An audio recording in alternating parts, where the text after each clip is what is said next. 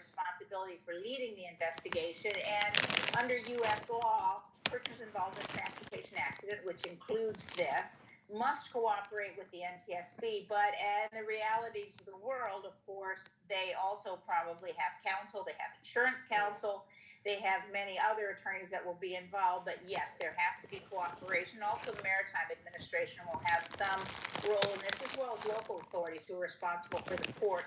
But cooperation is required of any transportation personnel involved in an accident. What are your thoughts on the fact that two people were rescued, one of whom was actually in fine condition, refused to go to the hospital because he or she was doing just fine. The other was transported to a trauma center in serious condition. They're saying between 7 to 20 people may be in the water. How do they come up with that number? How do they, I guess, ascertain how many people they will be looking for? And at what point does this turn into a recovery effort? Well, depending upon the temperature of the water, and I've heard some estimates already, that would give them roughly about 3 hours in the very cold water. The reason they had some count on the numbers is they did confirm that there was work going on the bridge, and of course they would know how many people were on the work crew. You have to account for your work people working on a work job. And so they would know how many people were on that bridge on the work crew. Now, for other traffic, other vehicles, modern bridges. Now, this is a 1977 bridge. It's not the most modern bridges, but modern bridges do have camera coverage. And so we will wait to see if there's any camera coverage of the vehicles on the bridge. Right now, there are vehicles they have said through sonar, underwater sonar, and they have located vehicles underwater. And they're working on what to do about that and how to get them out. All right, CNN transportation analyst Mary Schiava, always great to have you. Thank you for your time. So officials are calling this a mass casualty event. The moment the container ship collided with the bridge, a massive stretch of the bridge, as you can see there, crashed into the water. And eyewitnesses tell us what they heard and felt at the moment of impact. I live in a community called Stony Beach, which is the first community going south from the bridge.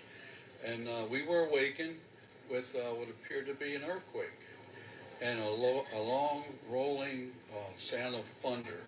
Wow. So we woke up and literally we can look right out of our bedroom window and see the Key Bridge. But I couldn't see anything because of the darkness.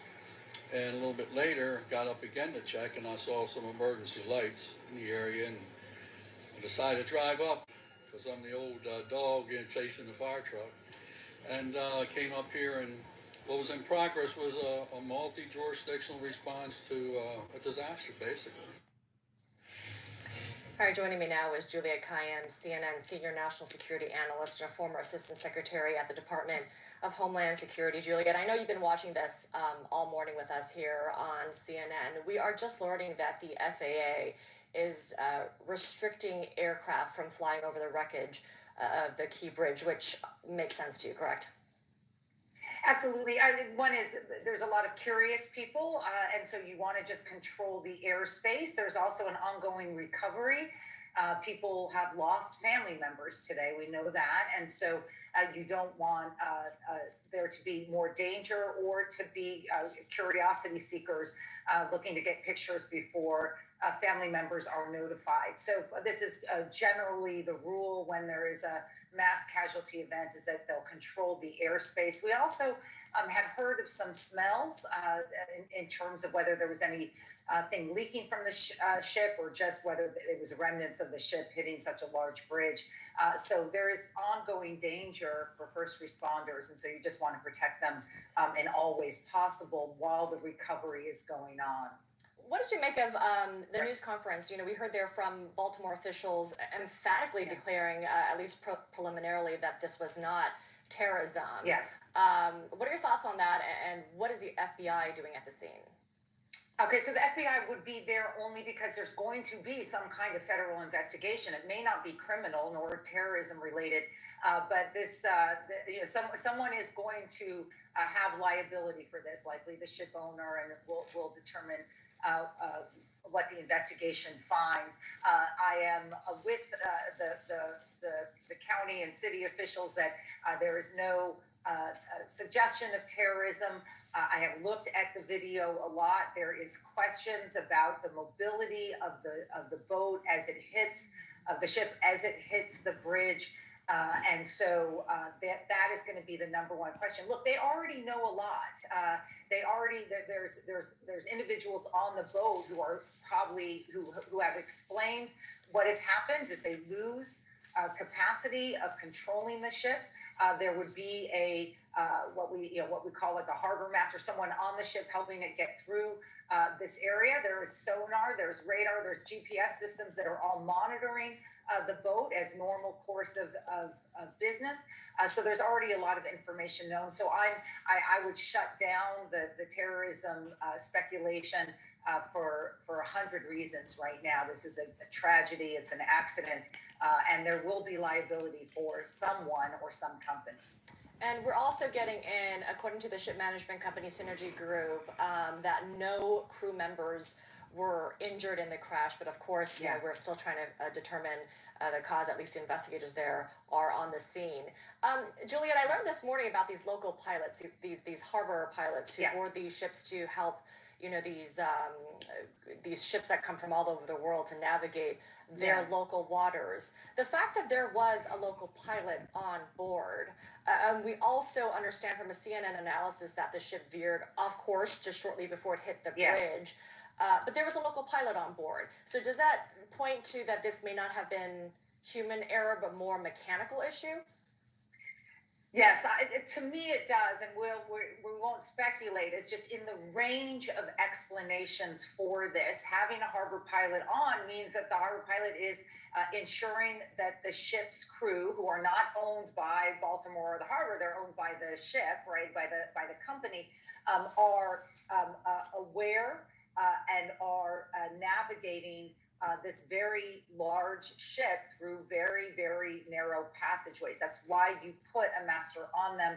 The masters are owned by whatever entity would be in charge of sort of the harbor area for the city and jurisdiction.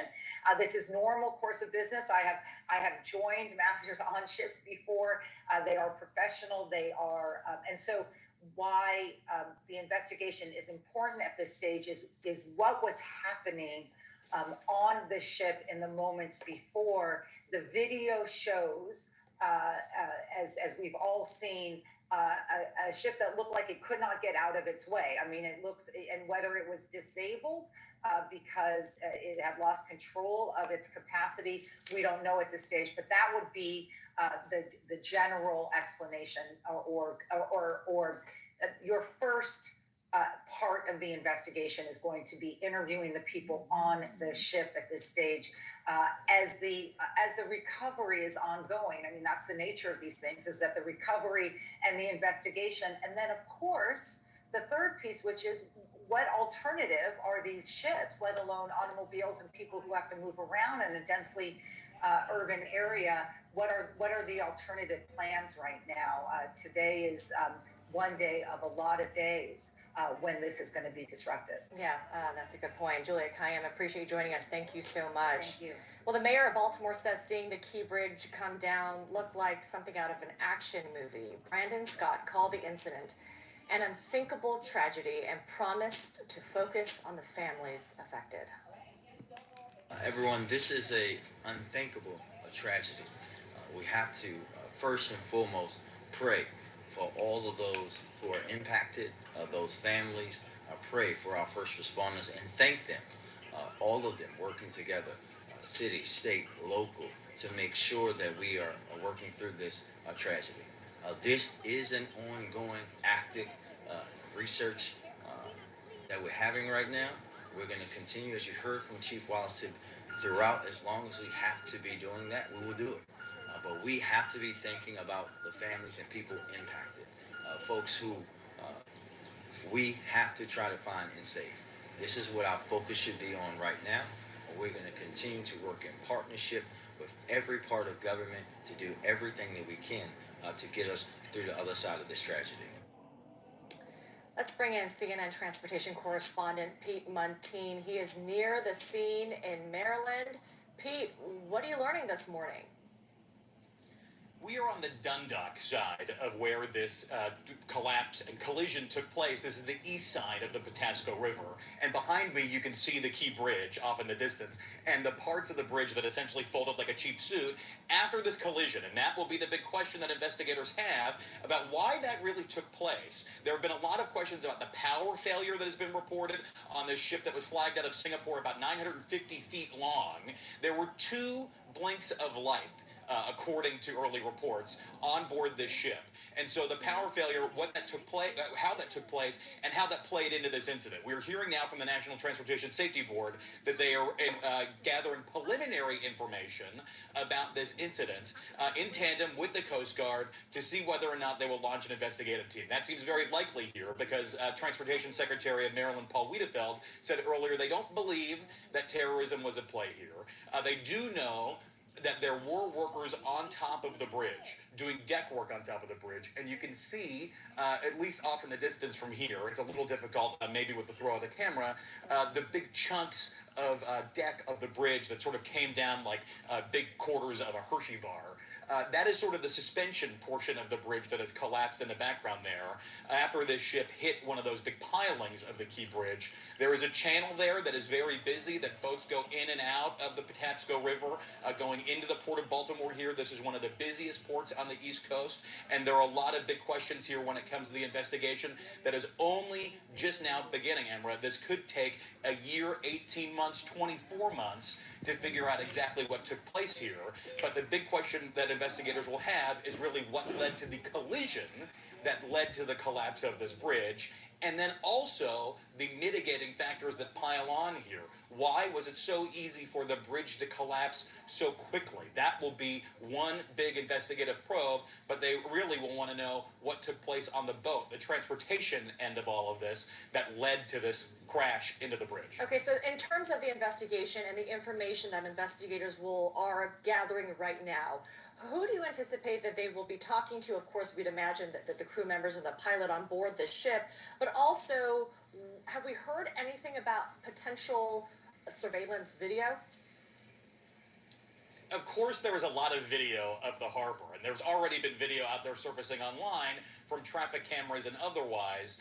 So that will be something that will be a big clue for investigators. Of course, they will want to talk to the crew, as they often do in any incident. Remember, the NTSB not only investigates maritime incidents, but also aviation incidents. They regularly talk to the crew after something like this. They give them a little period to cool down, but they don't want much time to go by because essentially they don't want their memory to be filled with something else. They want to be able to remember the incident very clearly. Also, investigators will want to speak to witnesses, and if they can get to anybody who was on board the bridge at the time, anybody who was driving at the time, any witnesses who were on shore. This is a very, very populated area when it comes to the business of the port, and so there may be people on the shore who were able to see this take place from different vantage points than cameras have, and so witness accounts will be really important. There are so many angles for them to go down, and this is really only just now starting. Right now, the search is really the big concern, and we can hear the helicopters overhead now with the advantage of daylight to be able to see the banks of the Patapsco River, to see the center of the river, to make sure that nobody else is still in the river. If this happened in the summertime, or when it is a little bit warmer, there may be other boats nearby who could have efforted a bit of a search as well, but we all know that this happened at 1 in the morning. The port is not very busy at that time. The river is not very busy at that time. So this does sort of complicate things as well and may have sort of hampered the search efforts here. But we're just now sort of learning the initial details. So many of the answers right now, too early to tell. And that's what Maryland Transportation Secretary Paul Wiedefeld just said. Not clear exactly what precipitated this, although a lot of big avenues for investigators to go down right now. Yeah, and you're so right to mention the search and rescue efforts. I mean, that is the priority. Time is of the essence. The water is frigid. Of course, it's the tide is also coming in. And the chief of the Baltimore City Fire Department this morning saying that there's at least 7 vehicles that fell in, up to 20. Of course, we'll keep you updated. Pete Muntean, thank you so much for getting there so quickly. We'll, of course, have much more on that bridge collapse coming up later this hour, including a look at the weather conditions rescue teams are currently facing. All right, still to come. The White House says it is perplexed after Israel abruptly canceled a plan